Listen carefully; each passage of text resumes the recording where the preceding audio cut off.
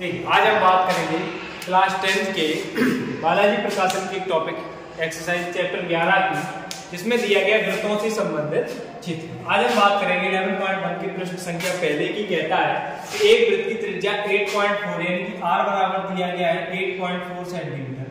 उसमें हमें निकालना क्या है, वृत्त की परिधि निकालनी है और उसके साथ साथ निकालना है वृत्त का क्षेत्र। r बराबर दिया हुआ है 8.4। वृत्त की परिधि का फॉर्मूला हमारा क्या होता है, 2 पाई r। पाई की वैल्यू हमें पता है क्या होती है, पाई बराबर क्या होता है 22/7। तो सबसे पहले हम क्या निकालेंगे, वृत्त की परिधि। वृत्त की परिधि बराबर हमने क्या लिखा, 2 पाई। तो इंटू पाई की वैल्यू क्या है 22/7 इंटू में r की वैल्यू क्या है 8.4।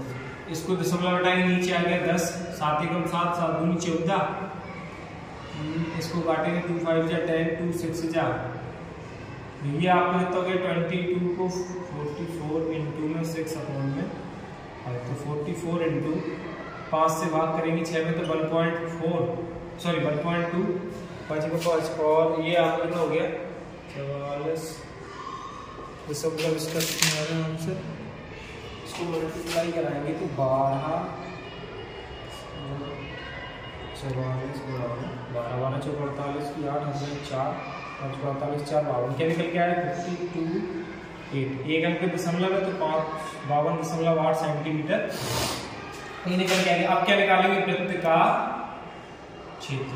वृत्त के क्षेत्रफल का फॉर्मूला क्या होता है, पाई r स्क्वायर। पाई की वैल्यू 22/7 इंटू में r कितना है 8.4 इंटू में 8.7 से इसको कैंसिल आउट किया, क्या निकला 1.2। तो 22 गुणा में 1.2 गुणा में 8.4। इसका जब हम लोग मल्टीप्लाई कराएंगे तो क्या निकल के आएगा 221.76 सेंटीमीटर। इसको मल्टीप्लाई कराएंगे तो यही निकल के आएगा। देखो अगला देखें, एक अर्धवृत्त आकार के प्रोटेक्टर का परिमाप कितना दिया हुआ है 108। तो प्रोटेक्टर का व्यास, तो सीधा व्यास तो हम लोग निकाल नहीं सकते। सबसे पहले क्या निकालेंगे, r निकालेंगे, उसके बाद क्या निकालेंगे त्रिज्या r को फाइंड आउट करेंगे। अर्धवृत्त आकार के प्रोटेक्टर का परिमाप बराबर कितना दिया हुआ है 108। तो इसका फॉर्मूला क्या होता है 2r प्लस के पाई r बराबर में 108। तो 2 इंटू r प्लस पाई की वैल्यू 22/7 इंटू में r निकालनी है तो कितना हो गया 108।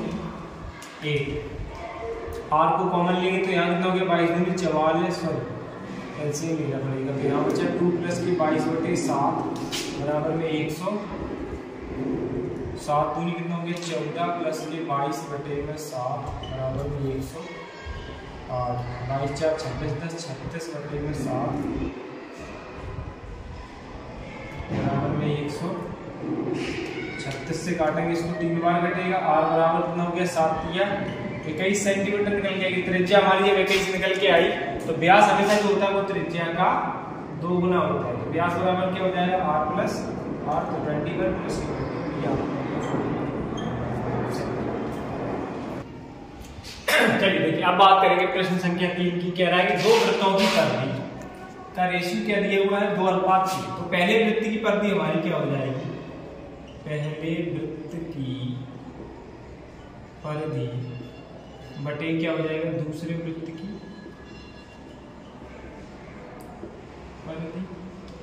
ठीक है, इधर क्या हो गया 2 पाई। पहले वृत्त को मान लेंगे r1, उसकी त्रिज्या को, दूसरे क्या हो जाएगी r2। पहले वृत्त की परिधि क्या दी हुई है 2 और दूसरे की 3। तो यहाँ लिखेंगे 2/3 बराबर में आपका हो जाएगा 2 पाई r1 बटे में 2 पाई r2। यहाँ 2 पाई से 2 पाई कैंसिल आउट हो गया। r1 हमारी क्या आई 2 और r2 क्या निकल के आई 3। उसके बाद कह रहा है कि उनके क्षेत्रफलों का अनुपात। तो पहले वृत्त का क्षेत्रफल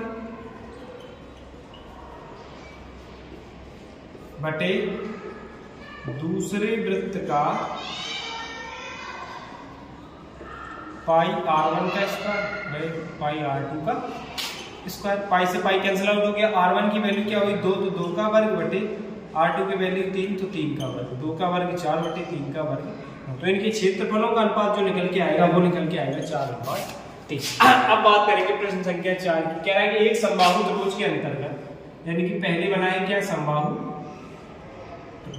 त्रिभुज के अंतर्गत वृत्त का क्षेत्रफल, उसके अंतर्गत अंदर क्या बना है, एक वृत्त बना। ये हो गया वृत्त का केंद्र ए बी सी, यहां से ये आपका मिला दिया तो ये पॉइंट हो गया O, इसको मान ले रहे हैं D। तो वृत्त का क्षेत्रफल दिया हुआ है आपका 154 सेंटीमीटर स्क्वायर। वृत्त का क्षेत्रफल जो भी होता क्या है, तो पाई आर स्क्वायर बराबर में 100। पाई की वैल्यू क्या होती है, 22/7 गुणा में आर स्क्वायर बराबर में 154। 22 से इसको 7 बार कैंसिल आउट किया तो आर स्क्वायर बराबर क्या हो गया, 7 गुणा में 7, यानी कि आर स्क्वायर बराबर 7 की पावर 2। आर बराबर अपना केंद्र आर होता क्या है, क्योंकि वृत्त के केंद्र से परिधि तक जो रेखा खींची जाती है उसको हम क्या कहते हैं, आर। तो ये अपना हो गया 7 सेंटीमीटर। यहाँ इस समबाहु त्रिभुज की समद्विभाजक को काट करके उसके केंद्र तक मिलाया, तो चूंकि समबाहु त्रिभुज का प्रत्येक कोण 60 अंश का होता है, तो जब इसको समद्विभाजित किया तो आपका ये कोण कितने का हो गया, 30 का।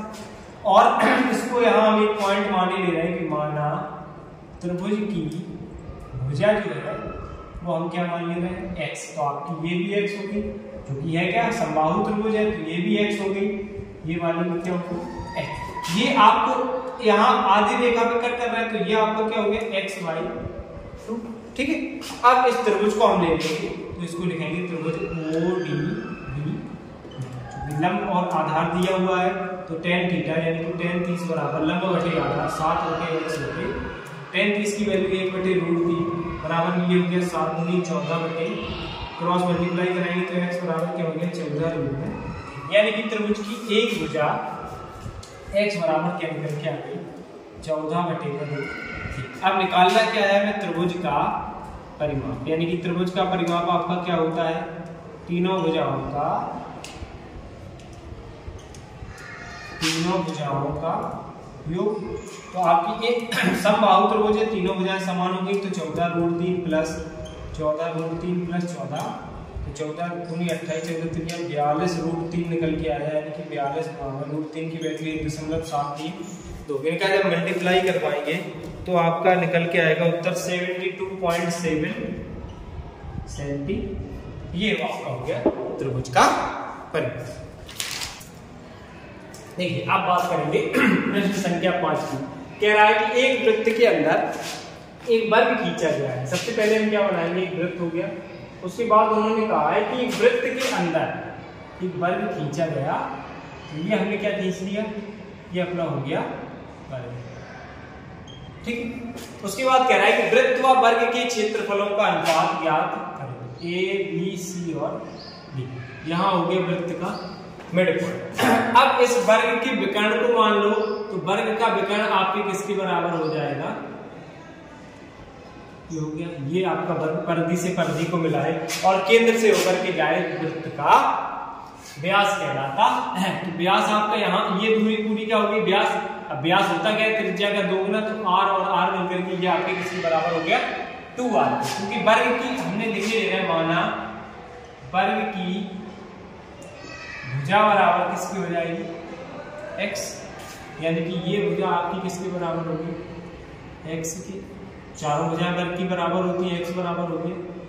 ठीक, अब हम निकालना है वृत्त और वर्ग के क्षेत्रफलों का अनुपात। सबसे पहले लिख लेंगे त्रिभुज ABD। यहाँ कोण कितने का बनना है, 90 का, तो आपका ये समकोण त्रिभुज हो गया। ठीक है, अब समकोण त्रिभुज की कंडीशन क्या होती है, पाइथागोरस प्रमेय, यानी कि कर्ण आपका ये r और r मिलकर क्या हो गया 2r। तो कर्ण का वर्ग बराबर लंब का वर्ग प्लस आधार का, तो r और r मिलकर कितना हो गया 2r, 2r का वर्ग, लंब आपका x है, x का वर्ग प्लस आधार भी x है, x का, 2r का कितना हो गया 4r स्क्वायर बराबर में x स्क्वायर और x स्क्वायर मिलकर कितना हो गया 2x स्क्वायर। 2 से इसको कैंसिल आउट किया, x स्क्वायर बराबर वैल्यू निकल के आ गई 2r स्क्वायर। अब देखेंगे वृत्त व वर्ग के क्षेत्रफलों का अनुपात। तो वृत्त का क्षेत्रफल बटे वर्ग का क्षेत्रफल, वृत्त का क्षेत्रफल अपना क्या होता है पाई r स्क्वायर बटे वर्ग का क्षेत्रफल भुजा स्क्वायर, तो भुजा अपनी x है, x का स्क्वायर पाई r स्क्वायर बटे, इसको इक्वेशन फर्स्ट माने ले रहे हैं, तो समीकरण 1 से मान रखने एक्स स्क्वायर की वैल्यू यहाँ क्या है 2r स्क्वायर, आर स्क्वायर से आर स्क्वायर कैंसिल हो गया, बचा क्या पाई अपॉन 2, यानी कि वृत्त और वर्ग के जो क्षेत्रफल का अनुपात निकल के आएगा वो आपका निकलेगा पाई अनुपात में। अब बात करेंगे प्रश्न संख्या 6 की। कह रहा है कि एक वलय के आकार के दौड़ने वाला पथ कहता क्या है कि एक वलय के आकार के दौड़ने वाला पथ है जिसकी आंतरिक परिधि, वलय माने वृत्ताकार पथ है, पहले एक बाह्य पथ है उसके बाद एक आंतरिक पथ हो गया, दोनों का केंद्र हमेशा कैसा रहता है समान। तो क्या कह रहा है कि वलय के आकार में दौड़ने वाला पथ जिसकी आंतरिक परिधि, परिधि का मतलब क्या होता है आवरण जो उसके चार उसके पूरे घेराव में है, तो लिखेंगे आंतरिक परिधि बराबर या आंतरिक परिमाप बराबर, परिधि से आप लोग कंफ्यूज हो जाएंगे तो आंतरिक परिमाप कितना हो गया 352। उसके बाद कह रहा है बाह्य परिधि यानी कि बाह्य परिमाप, ये आपका कितना हो गया 396 मीटर। ठीक, अब क्या कह रहा है पथ की चौड़ाई यानी इसके बीच का जो है ये कितने सेंटीमीटर के ये हमें बताना है। तो आंतरिक त्रिज्या निकालेंगे पहले, आंतरिक त्रिज्या का मतलब हो गया r1, उसके बाद निकालेंगे बाह्य, सॉरी पहले बाह्य त्रिज्या निकाल लो उसके बाद आंतरिक, ये आपको हो गया r2। अब सबसे पहले बाह्य परिमाप को हल करें तो बाह्य परिमाप बराबर क्या हो जाएगा 2 पाई, त्रिज्या हमने r2 मानी है तो r2 हो गया यानी कि 2 पाई r2 बराबर किसके हो गया 396, तो 2 इंटू पाई की वैल्यू 22/7 इंटू में r2 बराबर में 396, इसको कैंसिल आउट करो तो 2 बन जाए 2 यहाँ 2 9 हो जाए 2 22 9 टाइम, तो r2 बराबर 7 नंबर 63 सेंटीमीटर निकल के आ गया। इधर हम निकालेंगे आंतरिक त्रिज्या, आंतरिक त्रिज्या यानी कि r1 बराबर किसकी हो जाएगी, तो आंतरिक परिमाप 2 पाई r1, तो 2 इंटू पाई की वैल्यू 22/7 इंटू r1 बराबर कितना है 300, 2 एकम 2 3 से 12 8 बार r1 की वैल्यू निकल के 8 9 7 8 7 56। अब जो ये पूरी त्रिज्या निकली है ये बाह्य वाली, उसमें से ये इतनी आंतरिक वाली घटा देंगे तो पथ की चौड़ाई निकल के आ जाएगी। तो हम फॉर्मूला लिखेंगे पथ की चौड़ाई बराबर क्या हो गया बाह्य त्रिज्या माइनस आंतरिक त्रिज्या, मतलब क्या हो गया बाह्य त्रिज्या जो हमने r2 की वैल्यू फाइंड आउट की उसके साथ साथ आंतरिक त्रिज्या जो r1 की वैल्यू हमने निकाली, तो r2 माइनस r1 को निकालेंगे। r2 क्या दिया हुआ है 63 सेंटीमीटर माइनस r1 की वैल्यू हमने क्या निकाली 56 सेंटीमीटर, तो 63 में से 56 को हटाएंगे तो पथ की जो चौड़ाई निकलेगी वो आपकी क्या निकल के आ जाएगी 7 सेंटीमीटर। तो यही आपका इस प्रश्न का उत्तर है।